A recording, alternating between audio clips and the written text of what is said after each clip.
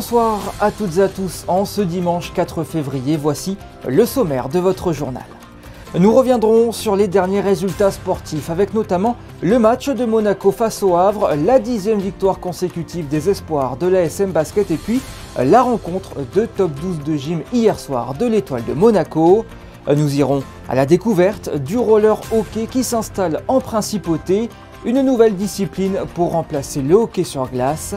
Ce week-end, la culture japonaise était à l'honneur en principauté. Nous vous emmènerons au cœur de la 4e édition du salon Made in Japan in Monaco. Et enfin, Vincent Vatrican sera notre invité pour parler de la prochaine projection des mardis du cinéma. Faisons un rêve de Sacha Guitry. On ouvre ce journal avec un volet sportif et un match spécial au stade Louis II cet après-midi. Face au Havre, les Monégasques ont rendu hommage avec beaucoup de fierté à l'icône du club Jean Petit qui s'est éteint la semaine dernière. Des banderoles, des drapeaux et des maillots spéciaux ont été arborés à l'échauffement et pendant la rencontre. Sur le terrain, les hommes d'Adi Hutter n'ont pu faire mieux qu'un match nul 1-1. Une 3e rencontre de suite sans succès pour les Monégasques qui restent 4e de Ligue 1. En basket, l'équipe espoir de la Roca Team s'est une nouvelle fois imposée en championnat espoir élite hier soir à Bourg-en-Bresse. Une démonstration 83-48 portée par Mohamed Amini, 20 points, 9 rebonds et Taiga Okada, 12 points et 8 passes décisives. Il s'agit de la 10e victoire consécutive en championnat pour les jeunes monégasques, 2e du classement derrière Nancy. En gym, l'Étoile de Monaco se déplaçait hier à Tremblay pour la 5e journée du top 12. Désormais entraîné par Kevin Crovetto après le départ de Thierry M et sa femme Barbara, les monégasques se sont inclinés 28-20. Ils joueront leur qualification pour les demi-finales samedi prochain à domicile face à Franconville. Et restons dans la gym, mais cette fois rythmique, pour aller à la découverte d'un jeune talent monégasque. Masha Borzenko est devenue dimanche dernier à Villeneuve d'Ascq championne de France de gymnastique rythmique dans la catégorie 16-17 ans. Alban Gingembre et Lionel Bernardi ont été à sa rencontre. À seulement 16 ans, Masha Borzenko devient championne de France de gymnastique rythmique. Elles étaient 5 à participer à la compétition sous les couleurs de Monaco et c'est très modestement que Masha associe sa victoire au collectif. On a gardé l'esprit d'équipe du début jusqu'à la fin et chacune a fait sa compétition bien sûr, mais je pense que l'esprit d'équipe a joué un très grand rôle dans notre réussite et je suis très reconnaissante à tout mon club.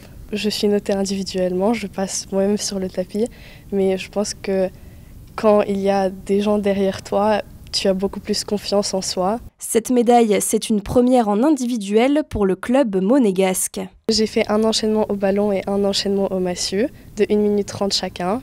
Et il comporte des éléments, des difficultés corporelles avec l'engin et artistique. Je suis très heureuse d'avoir finalement pu accomplir ce rêve. Je suis très fière d'avoir pu remporter cette médaille pour mon club. Cette réussite, c'est le résultat d'une passion qui démarre très tôt, mais surtout d'un gros travail, avec 6 entraînements par semaine à raison de 3 heures par jour. C'est ma vie. Je suis venue quand j'avais 6 ans en section loisirs et j'ai commencé les compétitions à 9 ans. Je continue depuis. Pendant les vacances, je m'entraîne, je fais des stages et pendant les cours, les journées normales, on s'entraîne. Et le travail continue. Masha vise maintenant les Jeux des petits États d'Europe en 2025. Pour clôturer ce chapitre sportif, je vous propose maintenant de découvrir une nouvelle discipline qui s'est installée en principauté, le roller hockey. C'est une pratique de substitution au hockey sur glace qui, vous le savez, à Monaco, ne peut pas se jouer tout au long de l'année. Justin Adel et Thomas Deus ont été à la rencontre de ces passionnés. Quand il n'y a pas de glace, faire du hockey devient soudainement plus compliqué. Créé en 2013, le Skating Club of Monaco est un club qui regroupe initialement le patinage artistique, le hockey sur glace et le curling. Mais depuis peu, après l'arrêt de la patinoire, impossible de jouer sur la glace. La solution, avec des rollers. C'est une base quand même de hockey sur glace, c'est-à-dire qu'il faut que ça glisse, on a une crosse, on a des protections parce que le palais que vous voyez là est quand même assez dur. Et donc on est à 4 joueurs plus un gardien par équipe. et on change à peu près quand on veut parce que c'est un sport qui est tellement physique au niveau du cardio qu'on ne peut pas faire comme au foot et jouer tout un match. D'autres différences existent aussi, mais les similitudes restent majoritaires. Une manière de continuer à vivre sa passion avec un objectif de compétition précis. Là, à partir de septembre, on va s'inscrire en championnat régional pour pouvoir créer un groupe soudé. Et du coup, à la fin de cette année de championnat régional, on vise la montée pour jouer en National 4. Avant cela, il faut construire un groupe. De nombreux joueurs sont déjà inscrits, une vingtaine, comme un champion d'Europe de la discipline, des joueurs de 3e division, voire même d'anciens champions de France en première division. La mixité est même mise en avant.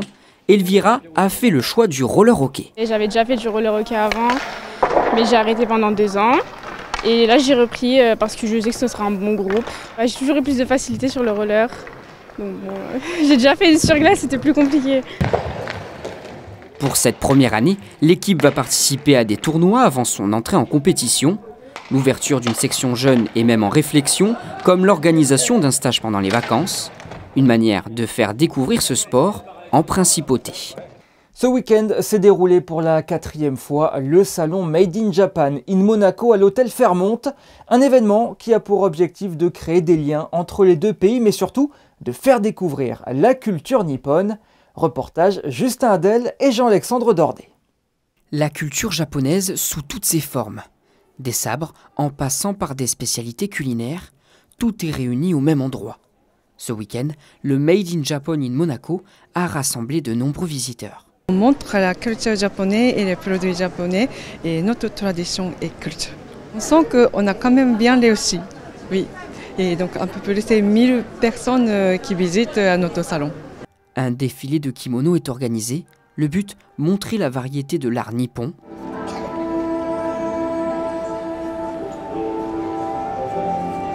Parmi les exposants, Jonathan propose sur son stand des bonsaïs. Certains ont plusieurs dizaines d'années et sont qualifiés comme bonsaïs d'exception. C'est un pin noir qui provient du Japon, de l'île de Shikoku. Ce pin a 100 ans. Il a été prélevé dans la montagne par le père de maître Hiramatsu, qui est un grand maître de bonsaï. Et cet arbre a 40 ans dans la nature et 60 ans en culture. C'est un arbre qui a un siècle. Échanges, découvertes et curiosités, cette 4e édition semble avoir conquis les visiteurs. Peut-être aurez-vous pu trouver dans ce salon Made in Japan in Monaco des objets ou des idées de décoration. Et si ce n'est pas le cas, nous vous faisons découvrir à présent un tout nouveau showroom qui vient de s'installer en principauté. Sur des images d'Alex Avial, Vanessa Dessy nous embarque pour un voyage dans le domaine de l'architecture d'intérieur. C'est un voyage visuel qui semble défier les attentes des clients. Spécialistes de la fourniture de services sur mesure de décoration intérieure, Iconic Design s'offre un tout nouveau showroom afin de pouvoir s'imaginer son propre espace. Ma vision, en tout cas, ça a été de pouvoir s'adapter à l'ensemble de nos clients. C'est-à-dire qu'on a notre style, on a notre touche, mais l'idée, c'est vraiment de bien comprendre ce que notre client attend de nous. C'est 2 ans de travail maintenant, puisque ça ne s'est pas fait du jour au lendemain. Et je suis très ravi de ce qu'on a fait, de ce que l'équipe a fait, puisqu'aujourd'hui, il nous représente. On a voulu le faire un peu différemment. Et surtout, on a voulu offrir à nos clients un choix multiple de textiles, de matières, de mobilier, afin qu'ils puissent venir se projeter, s'épanouir dans notre environnement. Le style de vie monégasque enlace un sentiment d'exclusivité qui s'étend à la décoration intérieure. Des meubles sur mesure, des matériaux rares occupent le devant de la scène en principauté. Et Iconic Design l'a bien compris. On a la chance d'être à Monaco, puisqu'on peut le voir toute la journée, il y a de nombreuses constructions, de rénovations. Donc je crois que c'est un marché qui ne s'arrête jamais de grandir et c'est génial pour nous. On n'a pas du tout, on ressent pas ce qu'on peut ressentir dans d'autres pays, en tout cas sur l'activité. Sportif de haut niveau, avec des débuts en tant que carabinier du Prince, le fondateur se lance après Covid avec l'envie de révolutionner le domaine. J'ai un parcours assez particulier, puisque très jeune, je suis parti plutôt d'un côté militaire. Je suis arrivé ici à Monaco en tant que carabinier du Prince. J'ai eu une petite partie aussi athlète pour Monaco, pour les carabiniers. Et puis c'est la passion de l'immobilier, de la décoration qui m'anime, qui a fait que j'ai voulu suivre mon chemin et voilà où nous en sommes. Iconic Design a de grandes ambitions à moyen terme avec, pourquoi pas, augmenter ses effectifs et doubler sa superficie. Hier, la mairie de Monaco organisait la Chandeleur au parc Princesse Antoinette. Depuis la salle A Fabrica de 14h à 17h, les Monégasques ont pu défiler pour se faire plaisir et s'offrir la traditionnelle crêpe. Entre sucre, Nutella, caramel beurre salé ou confiture, il y en avait pour tous les goûts. Ce mardi, l'Institut audiovisuel organise une nouvelle projection de film dans le cadre des Mardis du cinéma. Cette fois, c'est Sacha Guitry qui est mise à l'honneur avec son long métrage « Faisons un rêve », une adaptation de sa pièce de théâtre écrite 20 ans plus tôt. Interrogé par Fabien Bonilla, Vincent Vatrican nous parle de ce film de 1936. Vincent Vatrican, bonsoir. Bonsoir Fabien. Aujourd'hui, on parle du film de Sacha Guitry, Faisons un rêve, en partenariat avec le Théâtre Princesse Grace, parce que c'est avant tout une pièce de théâtre. Ça a été d'abord une pièce de théâtre que Sacha Guitry a écrite en 1916 et qu'il porte à l'écran 20 ans plus tard. De quoi parle le film et la pièce de théâtre? Alors, il faut savoir qu'il a adapté pour le cinéma sa pièce d'origine, c'est-à-dire qu'il a supprimé le... Qui n'est pas identique. Oui. Voilà, il a supprimé le dernier acte et il a rajouté un prologue. Alors, c'est un vaudeville, mais qui a une particularité, c'est que c'est un vaudeville qui joue sur la question du temps. Au tout départ, l'avocat, joué par Sacha Guitry, invite un couple, joué par Rému et Jacqueline de Lubac, chez lui, dans l'après-midi à 4h moins le quart. Et en fait, c'est ce moins le quart qui va faire, j'allais dire, déraper l'intrigue et fera tout le sel de l'intrigue. C'est-à-dire qu'à moins le quart tapante, l'avocat n'est pas chez lui alors que le couple se présente bien à la porte, est reçu par le valet. Le temps s'égrénant, Rému dit « Ah ben moi je suis pris, j'ai un rendez-vous ailleurs ». Et Rému qui est le mari. Le mari. Et il suffit que le mari parte pour qu'évidemment l'avocat joué par Guitry sorte de la salle de bain pour aller courtiser Jacqueline de Lubac. Bien sûr. Et ce qui est fascinant dans la mise en scène, c'est que ce temps qui ne devrait pas durer, puisque ce rendez-vous est très court finalement, ne fait que durer, puisqu'il va la courtiser, va lui donner rendez-vous le soir même pour la retrouver. Et effectivement, le talent, le brio de Guitry, c'est de jouer sur des situations dialoguées et parfois des situations dialoguées où les personnages parlent seuls ou au téléphone. Et c'est ce temps qui semble interminable alors que la pièce est courte, rondement menée, qu'on ne s'y ennuie jamais. Donc c'est ça qui est, je trouve, le plus fascinant dans ce film, c'est cette question sur le temps et qui nous l'a fait aussi choisir par rapport à la thématique de cette année. Donc Sacha Guitry, Rému, Michel Simon, oui. On est pas mal en termes de casting. casting. Michel Simon fait vraiment une apparition comme Polycarton, certains proches de l'univers de Guitry dans le prologue. Mais il a un tel faciès qu'on s'en rappelle même si on l'a vu 2 secondes. C'est sûr, il est très, très identifiable. Après, c'est vraiment un film à 3. Vaudeville, un seul décor. Un film à 4 avec Sacha Guitry qui réalise. Oui, évidemment. Alors, on l'a dit, hein, c'est dans le cadre d'une projection en partenariat avec le Théâtre Princesse Grace. Ça sera au Théâtre Princesse Grace. Oui. Sacha Guitry a réalisé 36 films, dont 17 qui sont des adaptations de ses pièces. Pourquoi avoir choisi ce film, cette pièce, en projection? Pourquoi celui-là?